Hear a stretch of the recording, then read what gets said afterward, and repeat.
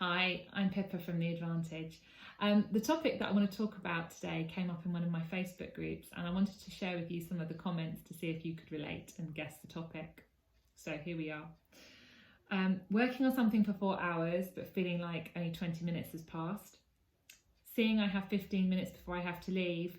Doing something and then looking at my watch and realising I'm late. Waking up at 6, still rushing to the office in my living room when the start time's 9:30. This is my favourite one. Waking up early and feeling zero stress because you have plenty of time. Then checking the time, realising you actually only have 25 minutes.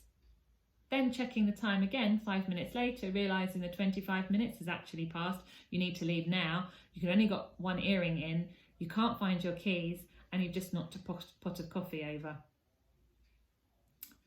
I have 5 minutes before that meeting. I'll just reply to that email. Oh shit, I'm 10 minutes late. So if you can relate, you've probably heard this term before, but the topic tonight is time blindness. And that is the inability to gauge the passing of time or to sense what can be achieved in a certain amount of time.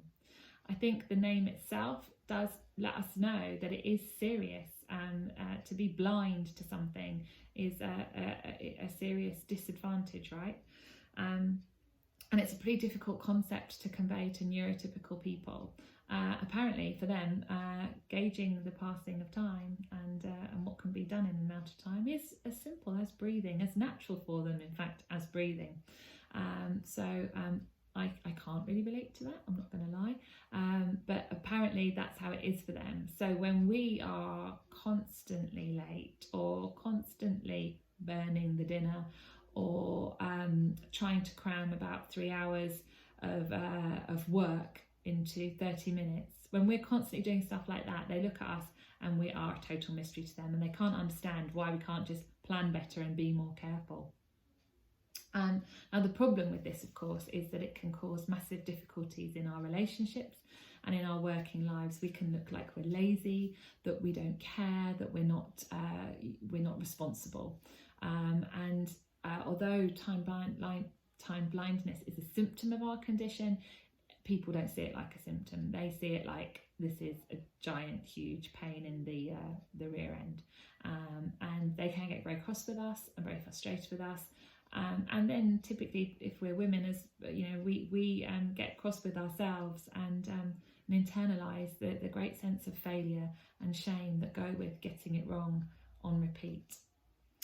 So there's a really great clip of Russell Barkley talking about this on YouTube, and I'll post the link to it. But I would really recommend that you watch it and that you would share it with your friends, family, maybe your boss if you have that kind of relationship with him or her, to help understand what time blindness feels like and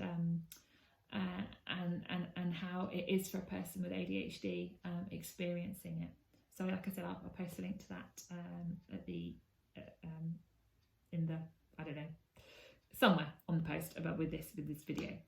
So basically, if you're time blind, there are only 2 times for you. There is now and not now.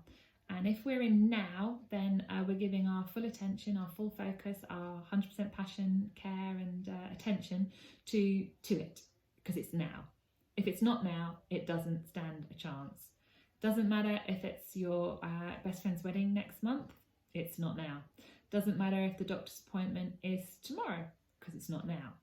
The big assignment I have coming up, the huge dissertation on which my master's hangs, the deadline for that's 3 months. Haven't got to worry about that because it's not now.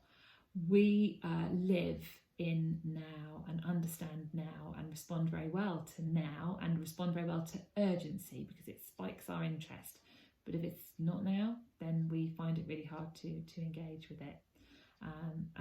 And this can be a difficulty for us, in which we need the people around us to support us, because as a result our lives can be quite chaotic and we can really struggle with things that other people find as natural as breathing, apparently.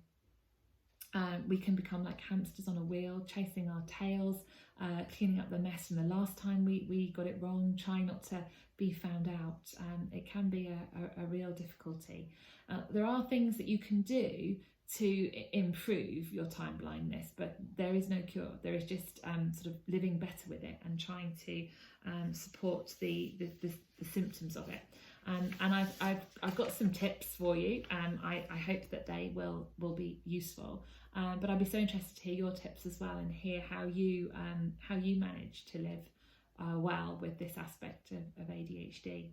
So the first tip I've got is always recording the time you have to leave rather than the time something starts. So when you get appointments or you make plans with people, instead of writing down, I don't know, meet so-and-so at the cinema at 7:30, instead write on your calendar, meet at 6:45 for cinema, because that is the time you've got to leave.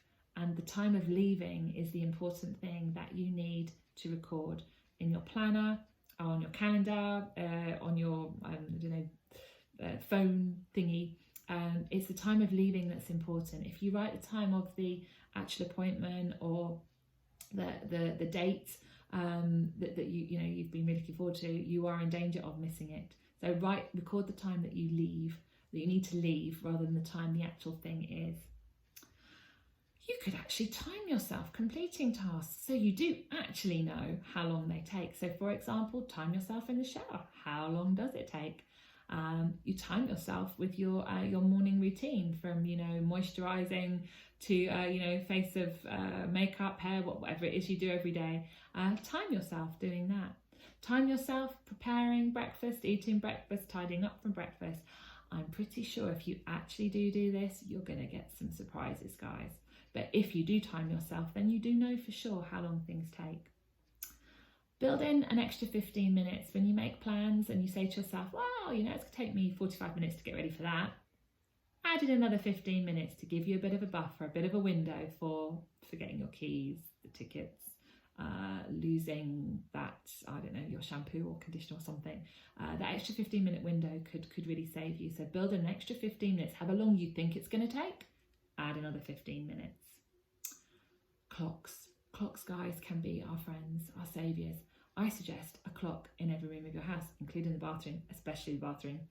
And also I would suggest having an analogue face, because we need to see the hands moving. We need to see the time actually passing. Digital clock faces, at the end of the day, they're just numbers, guys, just numbers in a row. If I see the hands of the clock moving, I have a better chance of understanding that time is moving forward. So clocks in every room. I would also suggest that, and this can backfire, so choose wisely, but I would encourage the people that I love to lie to me about the time that we're expected somewhere. Again, to build in that window, allowing me to take the extra half an hour that I actually take when I'm showering, getting ready to go out, or I don't know, I'm making the tray of brownies to take with me to wherever we're going, whatever it is I'm doing. So if you can trust them to take care of you like that, then that is something you can do. Lean on them. The difficulty would be, of course, if you're in a relationship with someone with ADHD. Who's going to do the lying for you? I'm not sure, but anyhow, it's worth having a think about. And then I don't know, I guess my final point is really just to prepare as much as you can for things in advance. So think about the outfit that you're going to wear, have everything related to that outfit out the night before you need it, have your bag packed, have the car already filled up with fuel, pointing in the right direction. Try and take as much out of the rush to get to wherever you're going. Take as much as you can out with a bit of preparation. So yeah, they're just some tips that might help you. But yeah, if you have other tips, please do put them in the comments below. I'd really love to hear them. But I hope this has been useful to you. Do watch the Russell Barkley clip, and thanks for listening.